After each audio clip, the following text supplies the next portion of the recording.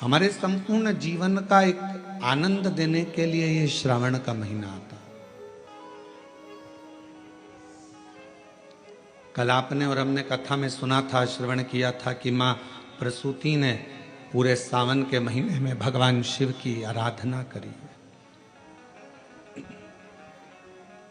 केवल माता सती ने ही नहीं, केवल माता पार्वती ने ही नहीं, केवल महागौरी ने या कुष्मांडा ने या चंद्रघंटा ने या स्कंदा ने ही नहीं, सती माता की माता माता प्रसूति ने भी शिव की आराधना करी।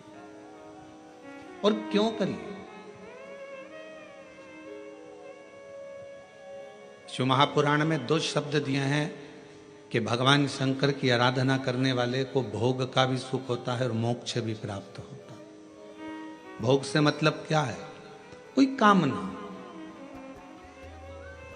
आपके जीवन की कोई कामना हो, आपके जीवन की कोई उम्मीदें हो, मुझे ये प्राप्त करना है, मुझे ये प्राप्त करना है, मुझे ये लेना है, मुझे ये प्राप्त करना है, वो उम्मीद, वो कामना है।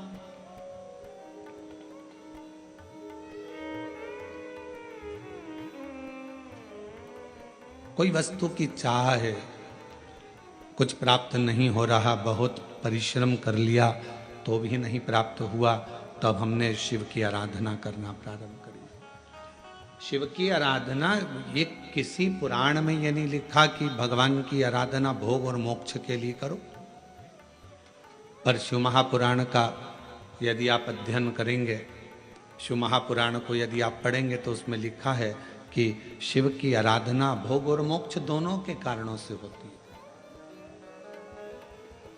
कुछ पाना है, अगर आपने भगवान शंकर की अविरल भक्ति को धारण किया है तो शिव जरूर देंगे। मोक्ष की कामना है, शरीर छोड़ना है और यह कामना है कि मैंने जिंदगी में कोई श्रेष्ठ कर्म नहीं किया, तो शिव की आराधना है, शंकर की आराधना। और शिव की आराधना में मन को लगा लेना या शिव की आराधना में शरीर को लगा लेना, चित्त को लगा लेना, ये आपके और हमारे बस की बात नहीं होती।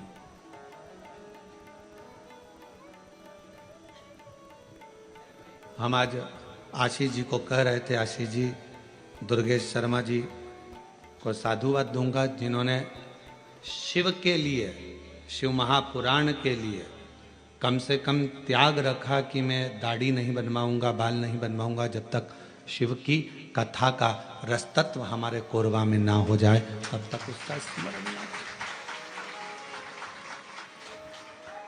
एक उपासना का फल व्यक्ति को मिलता है, एक साधना का फल व्यक्ति के जीवन में आता है। आप किसके लिए परित्याग कर रहे हो, आप किसके लिए छोड़ रहे हो, ये आपके ऊपर निर्भर करता है।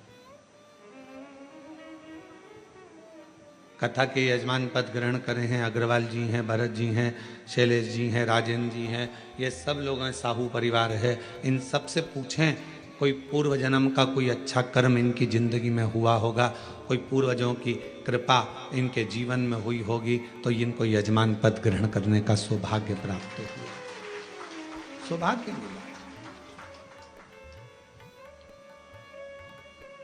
शिव की भक्ति, भगवान शंकर से एक रिश्ता, केवल माता सती ने ही शिव की आराधना श्रावण महीने में या पार्वती जी ने ही शिव की आराधना श्रावण महीने में नहीं करी। सती माता की माता स्वयं प्रसूति जी ने भी श्रावण महीने में शिव जी की आराधना केवल एक कामना से करी। एक कामना थी माता प्रसूति की, क्योंकि उनके पति को श्राप लगा था कि इसका शीश कटेगा, दक्ष प्रजापति को मरना होगा, और जब सिर कट जाता है तो मरना निश्चित हो जाता। अब उनको मालूम था कि मेरे पति का शीश कटेगा, तो अभी शीश को कौन जोड़ सकता है। तो सती माता की चित्तवृत्ति में था कि कोई इस काल को पलट नहीं सकता, समय को, घड़ी को, काल को पलटने वाला यदि कोई एक है तो वो देव अधिदेव काल अधिपति महाकाल। अकाल मृत्यु वो मरे जो काम करे चंडाल का, काल उसका क्या बिगाड़े, जो भक्त हो महाकाल का। जो शिव की आराधना करता हो, शिव की साधना करता हो, शंकर की भक्ति करता हो, शिव उपासना में लगा रहता हो, भगवान शंकर के गुणगान में लगा रहता हो, उसका काल टालने का कार्य स्वयं शिव करते। मार्कंडे बाबा का करा, राजा श्वेत का करा।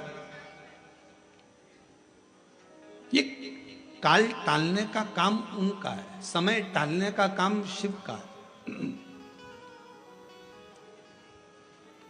और मैंने तेरे ही भरोसे बाबा, तेरे ही भरोसे हवा बिच उड़ती जावागी बाबा, डोर हत्तो छड़ी नामे कटी जावागी।